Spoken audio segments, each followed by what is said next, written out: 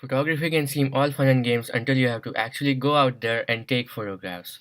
But guess what? Photography is fun and games once you get a handle on how to use ISO, shutter speed, and aperture. That is why I'm going to be speaking on photography for beginners. Now, I've been taking photographs for 2 years, and last week Purdue featured this photo of mine on their website. That's why I believe I'm qualified enough to speak on this topic. Now, let's move on to what you're gonna need. Since this presentation is for beginners, all you're gonna need is a camera and a subject to shoot. A good entry level camera that I would like to recommend is Canon 700D. It's not one of the cheapest cameras, but it's not too expensive either. Now let's move on to see what's on our camera and what parts you're gonna need to use. ISO. ISO measures the sensitivity of the image sensor. The higher our ISO setting is, the brighter our image is going to be. But as we increase our ISO setting, our image becomes more grainy, and we don't want that.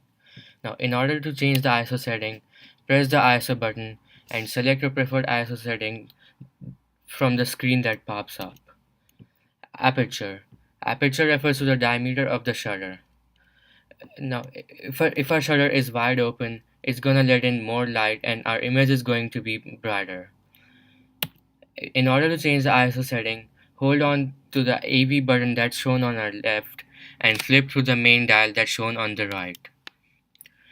Shutter speed. Shutter speed refers to the duration our shutter stays open for.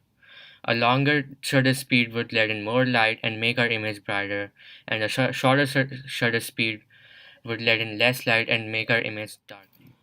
Now, before moving on to the steps on how to take photographs, I would like to give you a tip. When you're out there taking photographs, you need to be patient.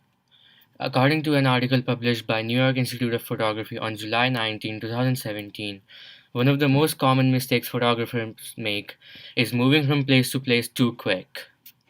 Now, talking about the steps, firstly, you're gonna want to set your ISO on the lowest setting possible. If you're shooting during the day, set your ISO on 100. If you're shooting during night, set your ISO somewhere around 1000. If you go over that, your image is gonna turn grainy, and we don't want that. Grainy images are bad. Here's an example of what a grainy image looks like. Now, talking about the shutter speed, it should depend on whether your subject is moving or not. If your subject's moving, set your shutter speed on a faster setting. If it's not, you can set your shutter speed on a slower setting.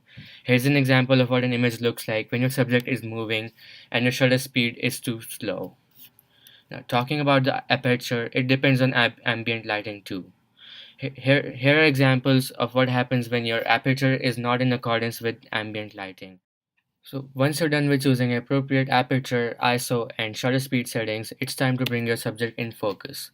In order to do that, half-click the capture button and hold it there until your subject is in focus. Once it's in focus, full press the capture button, and that's it. That's a photograph right there. Here's an example of an image where our subject is not in focus. So remember, your aperture, ISO, and shutter speed should be set in according to your ambient lighting and your subject. To end my presentation, I would like to leave you with some good photographs and a quote from Edward Steichen. A portrait is not made in the camera, but on the either side of it.